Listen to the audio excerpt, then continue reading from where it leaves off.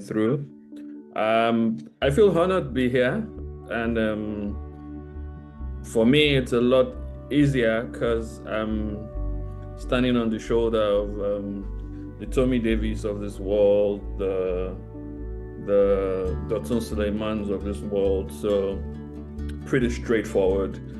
But on a personal level, I may have gotten into angel investing from a place of necessity because I started out as a consultant to several businesses, large and small, and I saw the huge disparity in the way things were done at both ends. And for the sake of this conversation, it's good to quickly mention that when we talk angel investing, we're really not just talking about the money being provided. It's the guidance, it's the being there, it's the mentorship, it's the structures, the corporate governance, and so all that came to me naturally because in my earlier years too, I spent the first decade and a half of my working career as a university lecturer, teaching the business principles across various subjects, auditing, accounting, business strategy, and all that. It was just easy to, ease into guiding startups to achieve stability.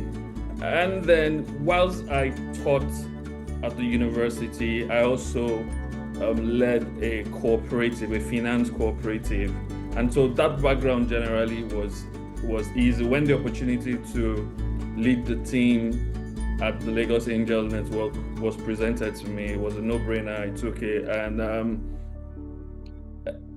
over the period of running the network, we've just eased into what I've always done, and that's what it's been. I wrote my first check as an angel, I think sometime in 2017.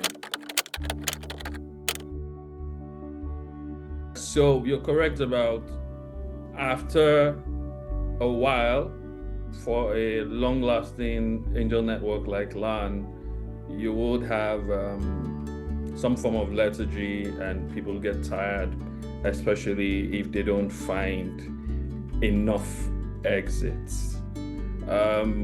So for LAN,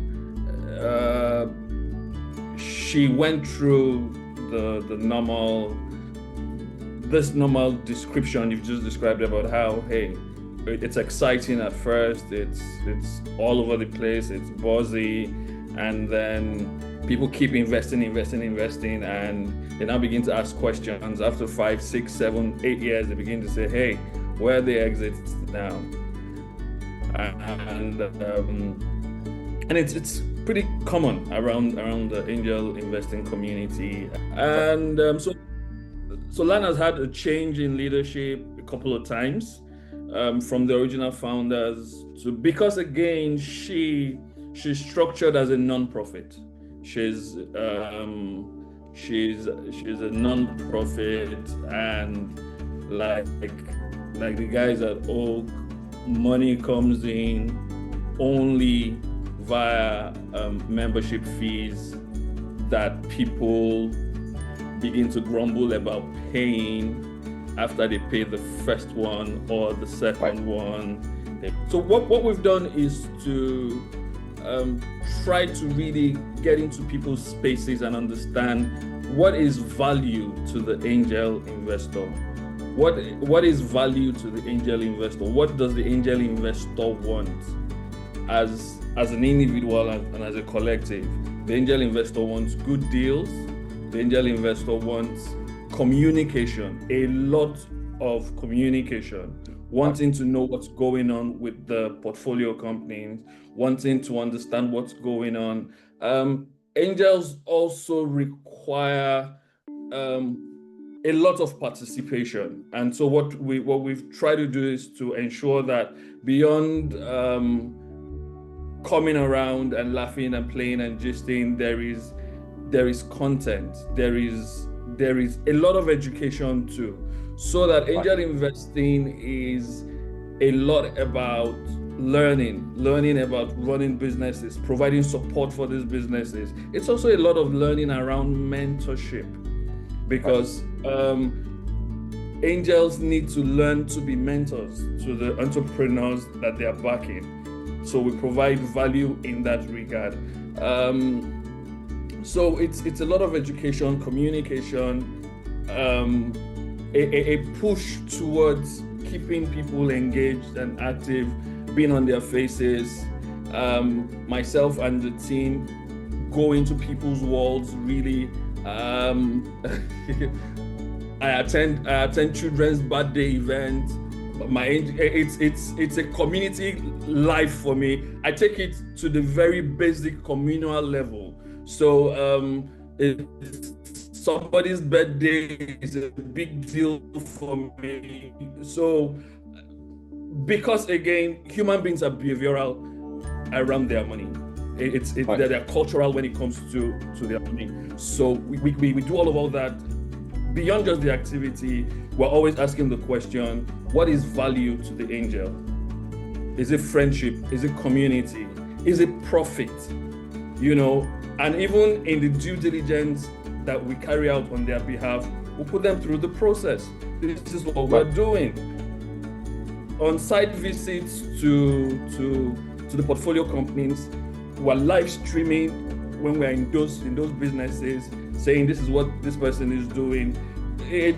So we bring them from wherever they are into those businesses. And like the guys at Oak, a lot of our angels are in the diaspora.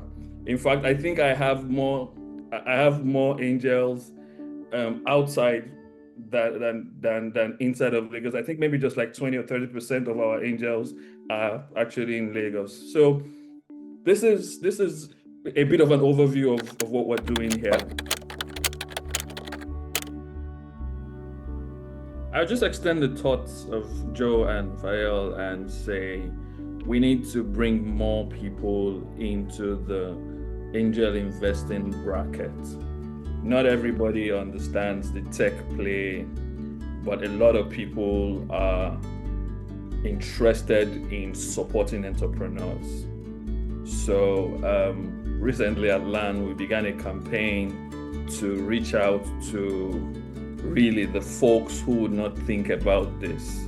Pilots, doctors, just go into their world like it's an evangelism of some sort and say, hey, angel investing can be added to your regular personal finance portfolio.